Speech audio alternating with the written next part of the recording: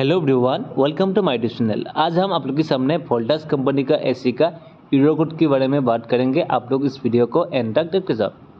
इस एसी का जो प्रॉब्लम है F8 एरर आता है, हम इसको फिक्स करेंगे। आप लोग इस वीडियो को एंड तक देखते जाओ और चैनल पर नया है तो चैनल को सब्सक्राइब करना है। सबसे पहले इस एरर को ठीक करने के लिए आप लोगों को आउटडोर को देखना है।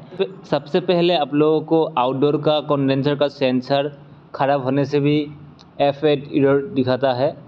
इस एसी में जो प्रॉब्लम मिला है, इसका जो आउटडोर का जो कंडेंसर है, कंडेंसर का सेंसर खराब हुआ था, इसलिए इस एसी में F8 एरर दिखाता है। हम इसको नया सेंसर लगाएंगे, लगाकर हम आप लोग के सामने चलाकर देखेंगे। आप लोग इस वीडियो को एंड तक देखते जाओ और चैनल पर नया है तो चैनल को सब्सक्राइब करना है डेली मेरे वीडियो देखने के लिए।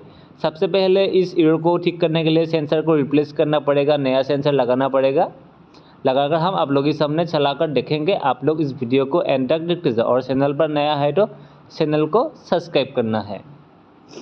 मैं नया सेंसर लगा रहा हूँ, लगाकर हम चलाकर देखेंगे। आप लोग देखते जाओ वीडियो को एंड तक। आप लोगों को वोल्टास का और भी कंपनी का एरर चाहिए, कंपनी का मतलब एरर को जानकारी चाहिए तो मुझे कमेंट सेक्शन में बोल सकते हो। अभी हम इस एसी को ऑन कर दिया है। इसमें जो F8 एरर भी नहीं आ रहा है। आज के लिए इतना ही, हम अगले दिन मिलेंगे। इस एसी में जो प्रॉब्लम मिला था, सेंसर का प्रॉब्लम मिला था। आज के लिए इतना ही।